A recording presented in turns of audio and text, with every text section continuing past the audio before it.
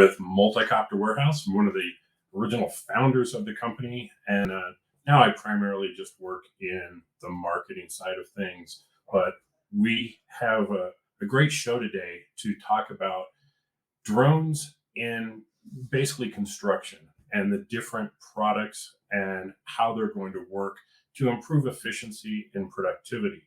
And we have a guest today that's Jesse from Premier Property Management. Welcome. How you doing today? Good, Kerry. How you doing? I'm doing great. So let's start off with what are you currently doing, and how are you using any drone technology today?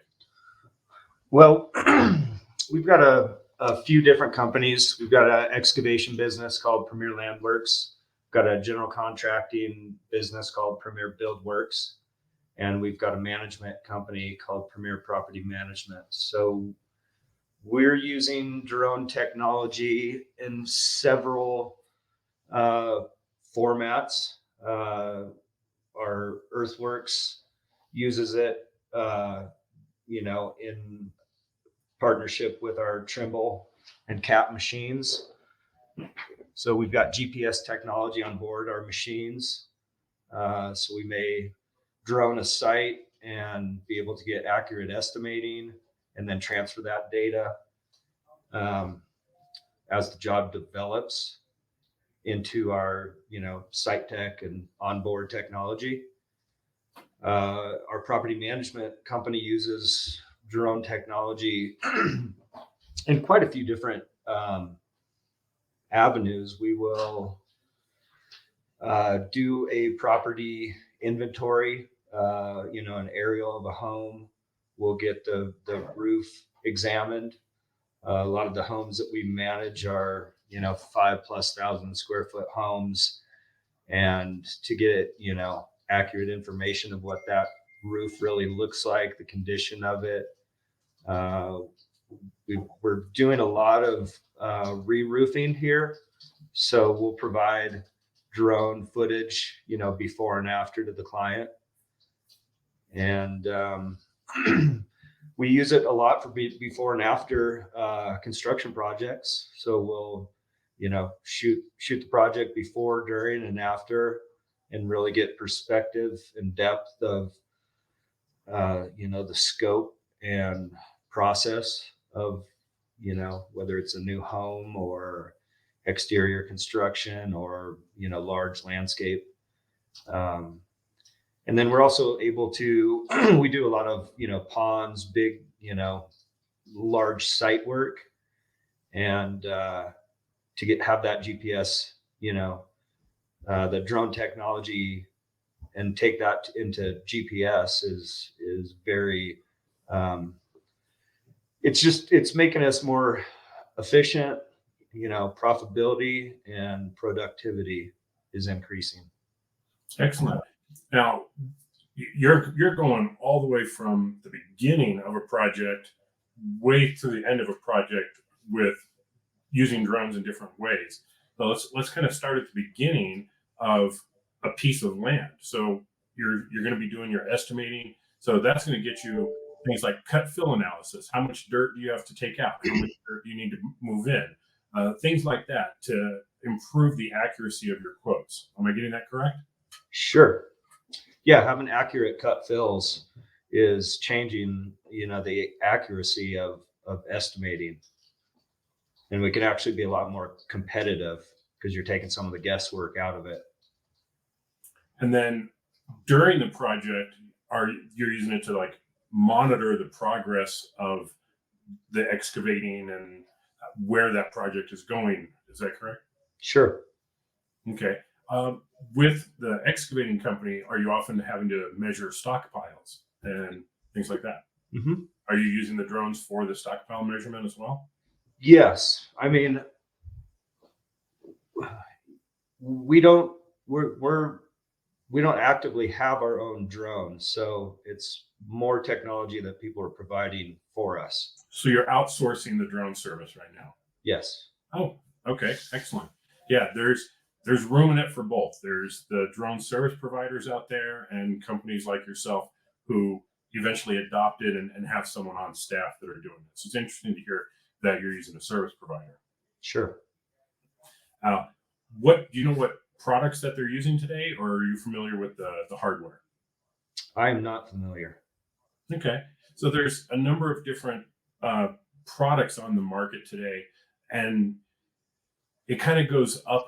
Like any other product, you're going to have different tiers of products that are going to give you different levels of accuracy. So at your low end, you're going to have more of the consumer products, the Phantom 4s, the Mavic 2s, and those products, which they're going to do an okay job for some things.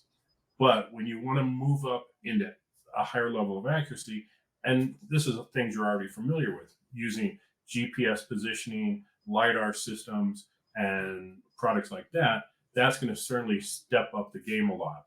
And the first aircraft would be the Phantom 4 RTK.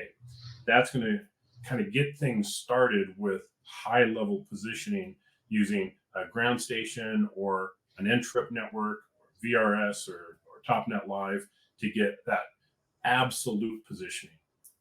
Without a solid positioning reference, you can get great relative accuracy in the size and dimensions, but then taking it to the next level with a positioning network or using your existing base stations, you can then get absolute positioning. Where is that property on the planet, basically? And have you worked with you've obviously worked with different GPS systems, and I believe you basically use mostly Trimble equipment today, right? Yeah, we started with TopCon, and now we're using Trimble. And what are you doing with those equipment? That's equipment that you're using, not outsourcing. So how are you using those products today? Well, we're we work with Site Tech, and so our project starts by giving our surveys, outsourcing our surveys, and so we outsource basically building the model for us. And once the model's built, we download them in our grade control equipment, and it gives us, real time onboard, 3D data in real time. And it's basically taking the guesswork out of the earthwork for us. Mm-hmm. Absolutely. Now, just aside from aerial technology, are you using other GPS enabled products like levelers or things like eDig, things to help manage the actual work itself? Sure. Yeah. I mean, our equipment is, grade control. So you're really utilizing technology pretty heavily today to be accurate in your estimating and the actual work itself. Sure.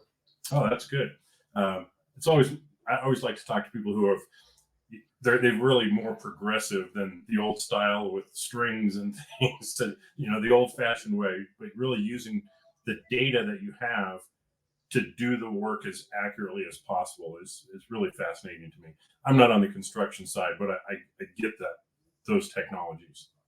Well, and it's, you can make field changes with it. Let's say you run into some bad material and you need to, over X 4 feet, you can make those changes, on board the machine. And it's really just helped us finish faster, less rework, less staking, lower costs, and improved like material yields. And I think that's something, that the drone technology, let's say we're going to a job site and the GC may say, we've got, 2,000 yards of topsoil on site and couple thousand yards of structural fill. Well, these are just in big piles sitting around a job site, and we can't accurately, take their word for their material because our values, trucking and material costs is very, it's something that can, make or break your profitability for a project.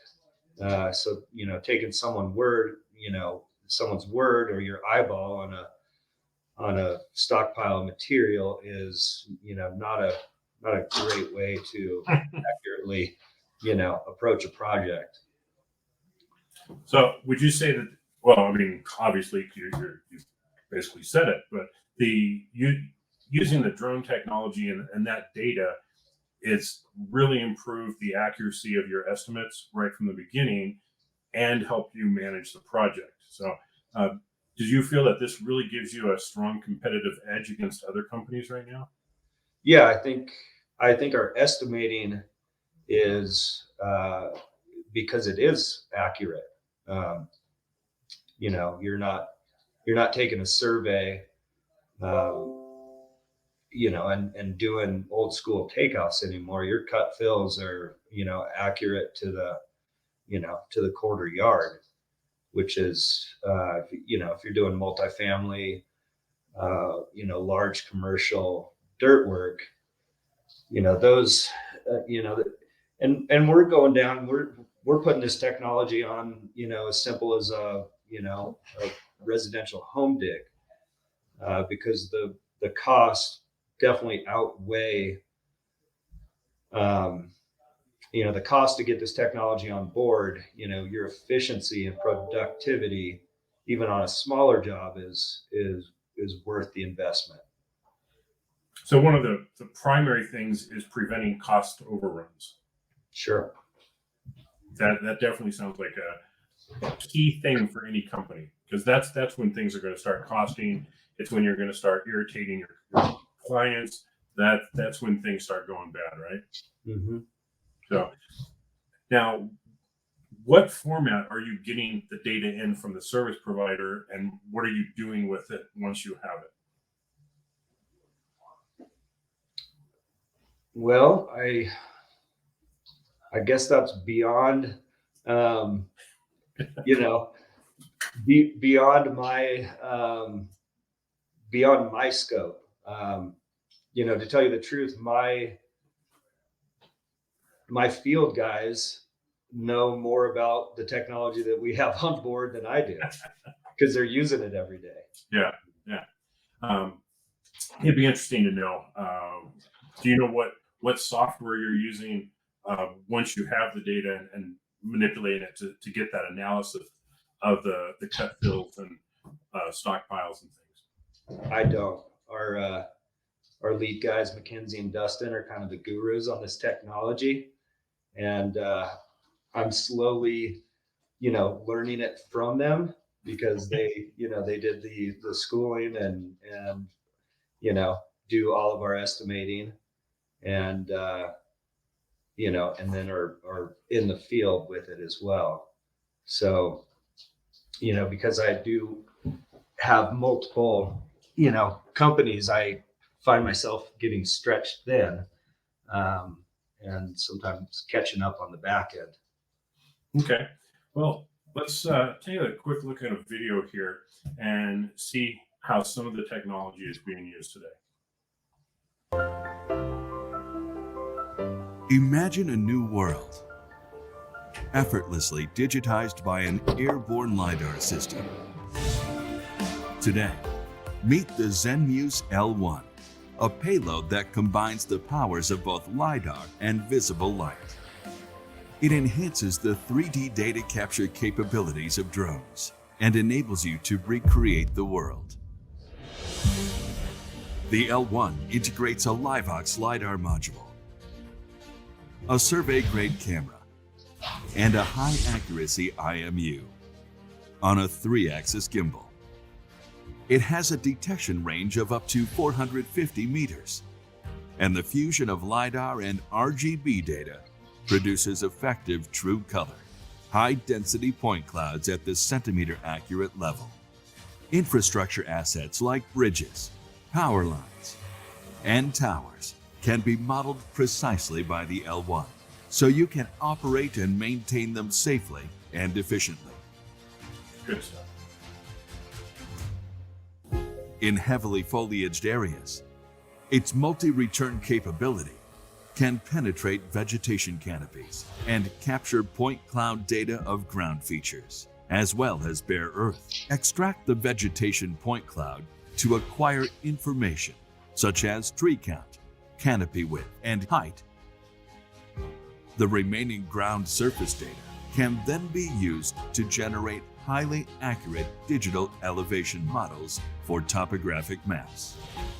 In areas with large changes in elevation, the Terrain Follow feature generates flight paths with variable heights to ensure the consistency of the point cloud data.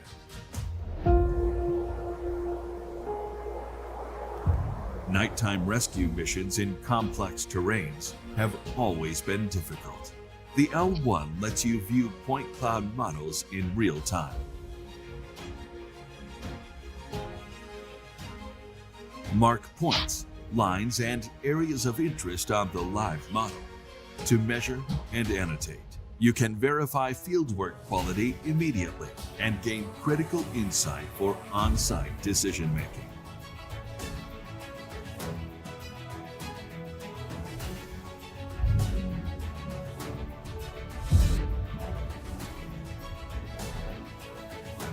The ZenMuse L1 forms an integrated solution with the Matrice 300 RTK and DJI Terra. This combo changes the game for the quick creation of true color point clouds and reality models. Upgrade your toolbox with the L1. Recreate your world in vivid 3D.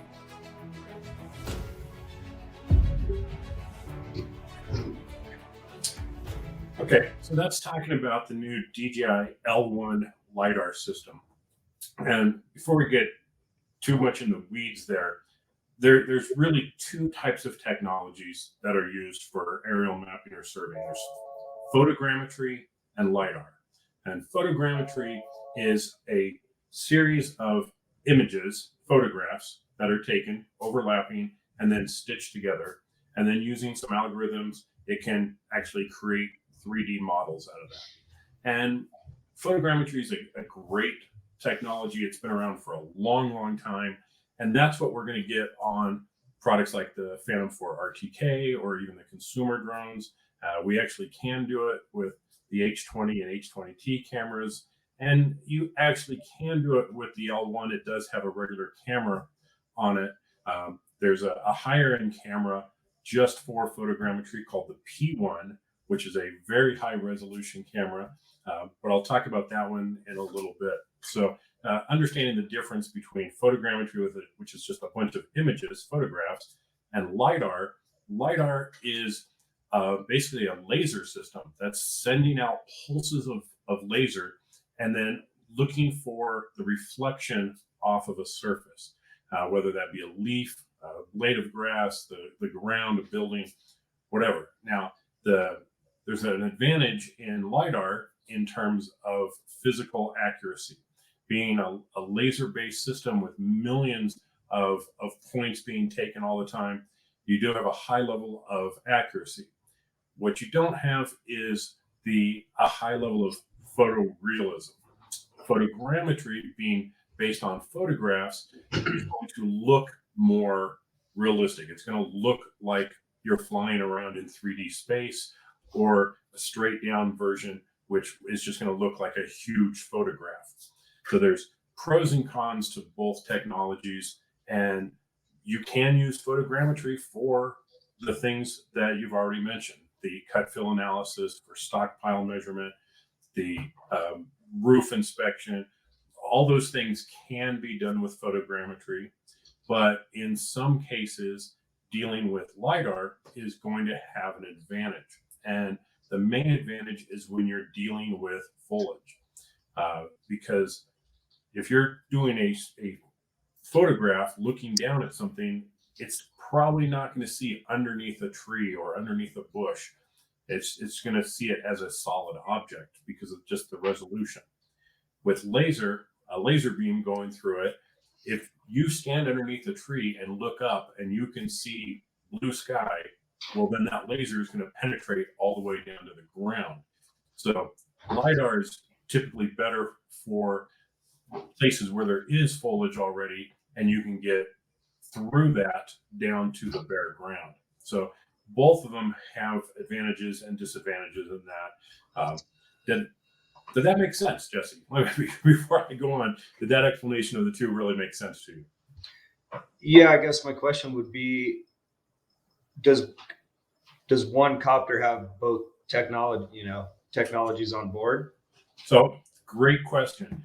And the short answer is it depends. When we're using like the consumer drones or the P4 RTK, those are photogrammetry only. They don't have a LiDAR system on them. When we move up to the Matrice 300, which is a much larger platform, as you can see here, that system has interchangeable payloads. So right there, we see the H20T camera on it.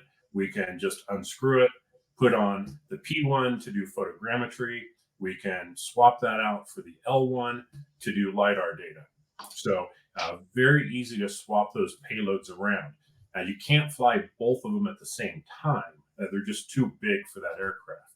But based on your particular needs, you may choose one payload over another for a particular task. Great. Yeah. And I mean, just so I know, I mean, what is the price range to get into something like that model? If you need to ask, right? So the aircraft, the Matrice 300 RTK aircraft, just the aircraft by itself, it's going to have a battery charger and one set of batteries and the remote control. That's going to start at $13,100. The P1 camera, that is going to be $6,200. And the L1 LiDAR sensor is also going to be in that $13,000 price range. And then the Matrice 300 aircraft takes 2 batteries at a time to fly on.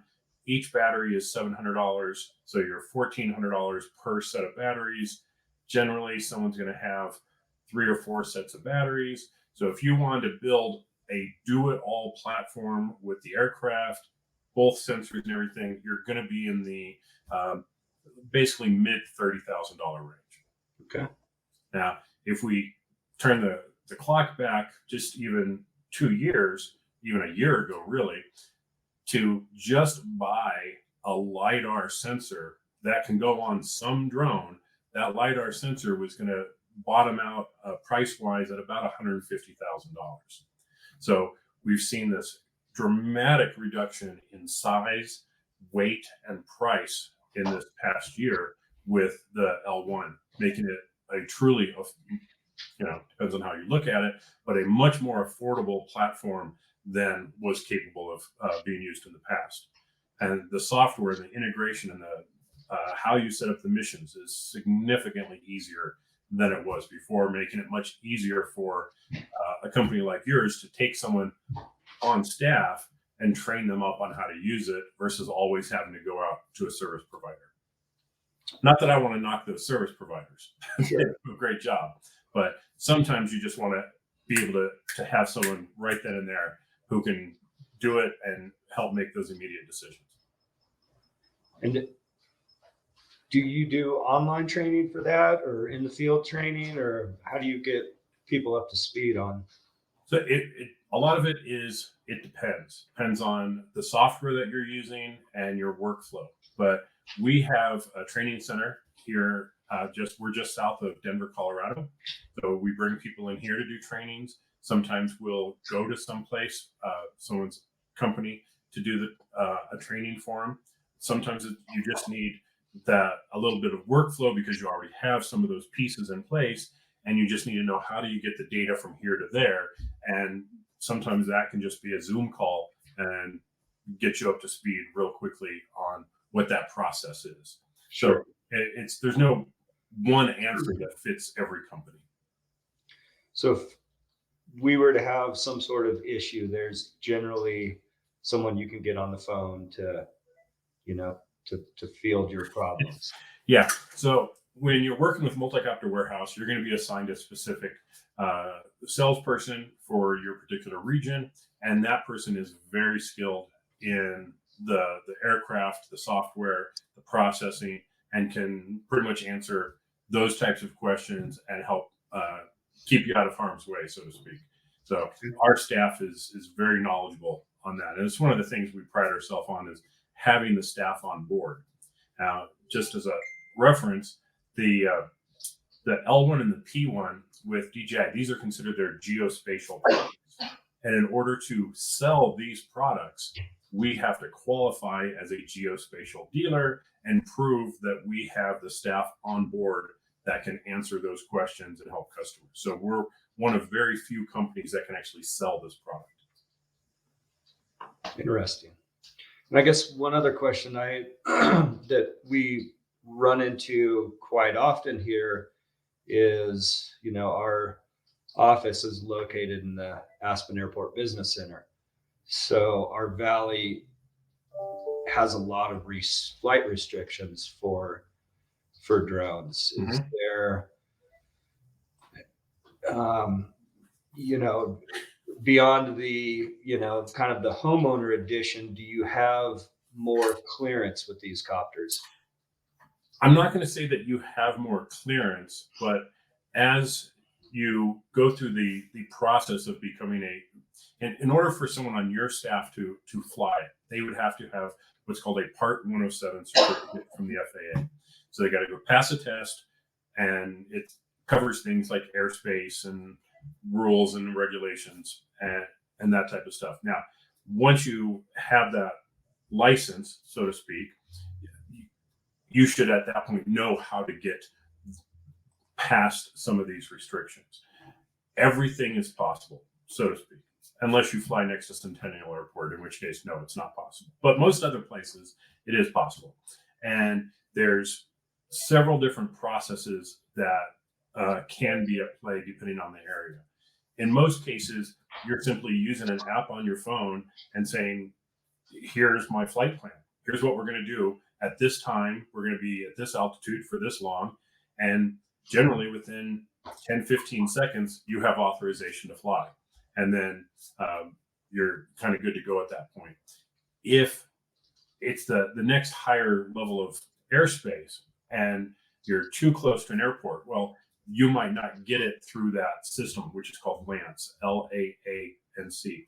If you can't get it through LAANC, then there's a process of going on to FAA-dronezone.faa.gov, submitting it there, and then that will kind of force more of a manual process of working between the FAA for the airspace authorization and the airport for their okay and coordination. I have friends who have done jobs literally on the runway of Denver International Airport. So anything is possible. It's just a matter of understanding the procedures and how to go about getting that authorization and clearance to fly there. In most cases, it's not a big deal. In others, it can take a little effort. Gotcha. So it is something to work through. And that's a good reason to go with the drone service provider in your case, because they know how to do that and they've worked through that probably many times. They have contacts at those airports they already know, and they can get things smoothed through pretty easily. Otherwise, it's just a process of learning how that process works at some of the different airports. Aspen, not the worst by any stretch. Like I said, Centennial right next to me, they're probably the worst. So Denver, surprisingly, they were actually pretty decent to work with for a couple of guys. So anything is possible. It's just understanding the process, procedure, and who to talk to. Sure. Are you currently working with any local companies in the Aspen area? Well, my short answer would be probably. I don't interface with the customers as much as I used to.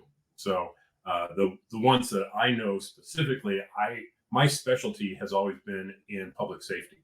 And so I know the guys at Aspen Mountain Rescue and all the, pretty much if they're a search and rescue team in Colorado, I know who they are. That has always been my specialty in the business. And some of these things are very useful for their purposes, but they're generally looking at the H20T camera, which we've got some pictures of. And the beauty of that camera is it has a wide angle lens, a 24 times zoom lens, and a thermal sensor. So for mountain and rescue guys who are trying to find a missing person, that thermal camera can really be a big benefit in trying to locate somebody.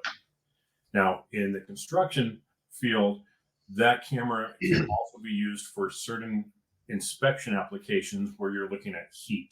Now, maybe not in new construction as much as remodeling, where you want to get a picture of a house and see where there's heat leakage. Is there heat leakage in the roof or in the walls where you might need to improve the amount of insulation that's there? It can detect water damage on a roof because that's going to have a different temperature than the surrounding areas. So a thermal camera can be very useful for some types of inspection work as well.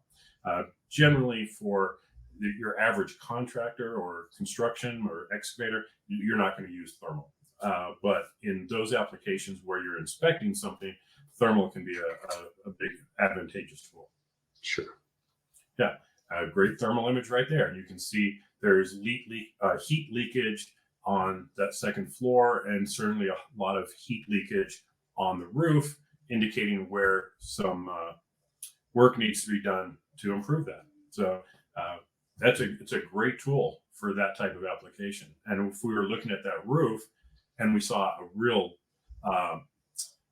blue spot, which indicated it was colder in one particular spot, that could be an indication of water damage there that would then have to be gone up probably inside and checked out to see if there was some rot up there. So thermal can be a good tool. And because you have, these different companies that do different things, your property management company may be more interested in looking at something that has a thermal capability for doing that type of inspection work. So you're not one product fits all. You have such a broad range of things that you probably need a range of different tools, or some specific to each company. Yeah. And does that come in a format of one copters kind of would fit into our model? Generally speaking, the M300 being the base aircraft and then having these different payloads certainly is the most versatile platform that you can get, because it can take the thermal camera, it can have the P1 camera, it can have the L1 Lidar sensor. So the M300 is certainly the go-to platform for versatility. The advantage of the Phantom 4 RTK, which I've mentioned a few times, is simply cost. The P4 RTK being purely a photogrammetry drone, if that's a need that you have, the P4 RTK is going to come in around, a complete system with base station, everything, you're under $10,000. So there may be situations where that's really all you need. So why pull out the big guns? But if you just want to invest in a single platform, the M300 would be the way to go, and then have the variety of payloads available to do whatever mission that you need to do.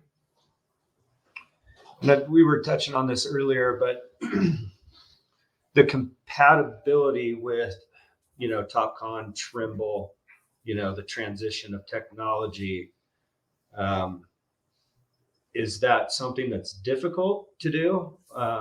Something that you've got a third party that can transition those technical gaps, or? So I'm going to go back to my default answer to everything on it depends.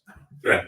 It depends on what is it that you're trying to do. Now, in a lot of cases, the only real compatibility or things that we're looking at on how we can use the different tools together is when setting up the flight mission for the aircraft. And if we just go up and we fly a mission, we'll get good data and we'll get relative accuracy. So we may get a good pattern, or we may get a good point cloud, but we don't know where it is. So for some applications, that's fine. If I'm just surveying a big field for cut fill, I don't really care where it is. I just care what's there. But if I'm dealing with property boundaries, now the accuracy of where that is on the planet becomes very, very relevant.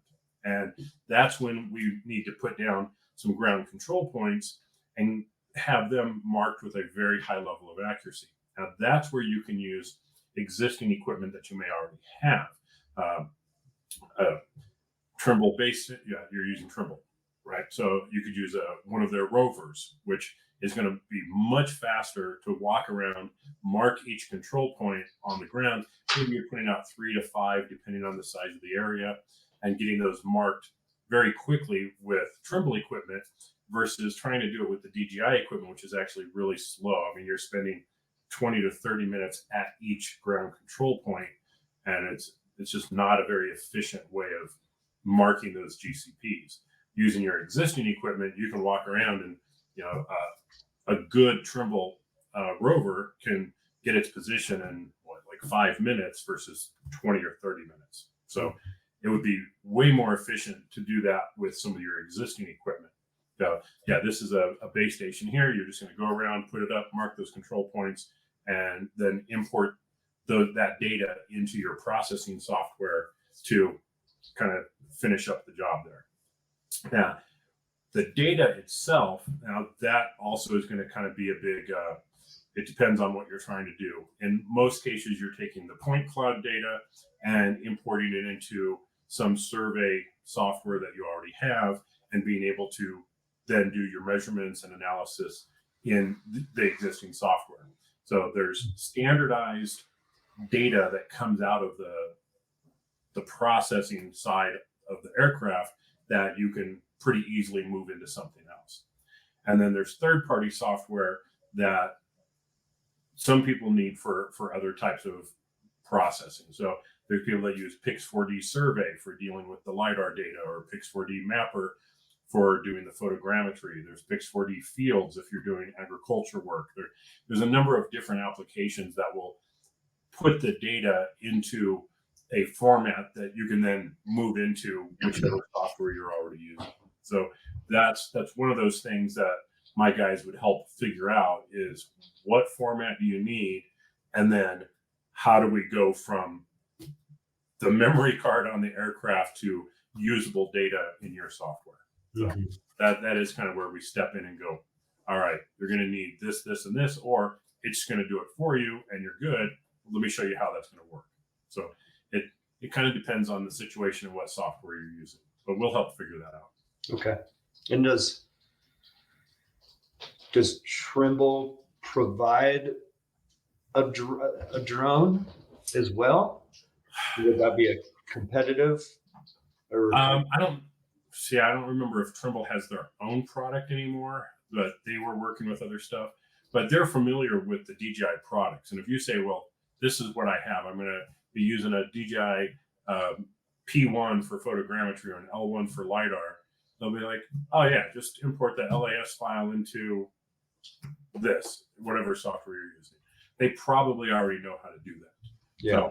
So most of those companies don't really have their own product. Some of them are reselling DJI products. Some of them used to sell the Intel hardware. Some of them are selling the Wing Truss. So they don't really have their own drone, but they know how to work with the data from all the existing ones that are out there that are big companies. Mm-hmm. Yeah, and that's where I think I'm kind of old school excavator.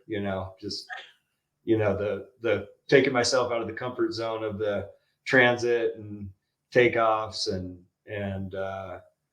so we take our survey information, our architect information, and send it off to a modeling, third party modeling company who will take all that information and build these models for us. Then the models will go to Site Tech, and our Site Tech, rep will come out, set up our rover base station, our ground control points, and onboard, the information into the machinery. So that back end is kind of where I get a little lost. I don't blame you, because there's a lot of moving pieces, and understanding where they all fit together really is the meat of it.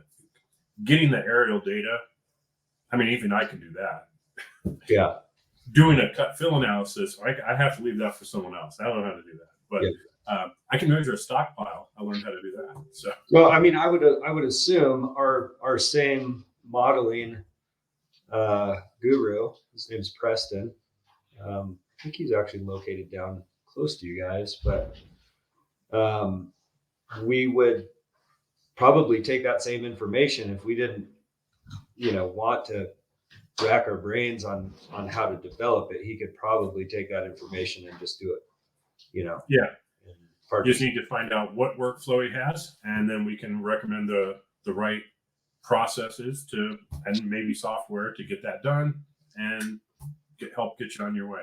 It would be a process, and maybe iterative, of starting somewhere and working your way up into more and more of doing it yourself.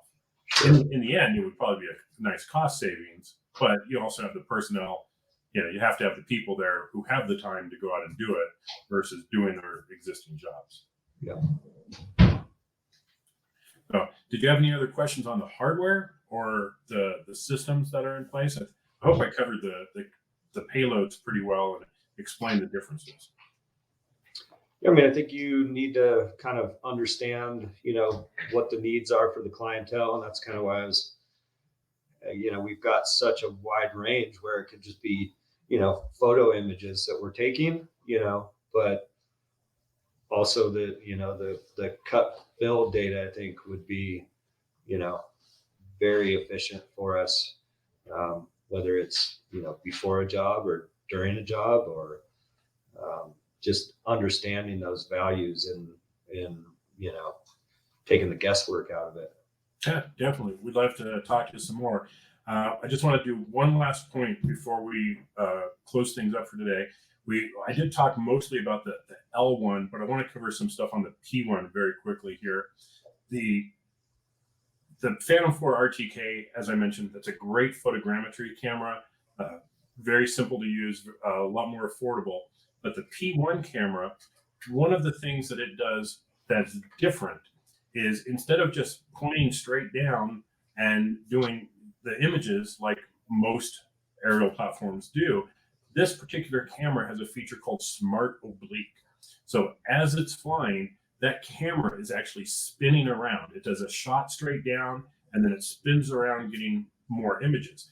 So in essence, it's collecting 5 times more data than a regular aerial camera, because it's also getting these angled shots, which can help get under things like a big tree or something. So it's giving a lot more data at a higher resolution.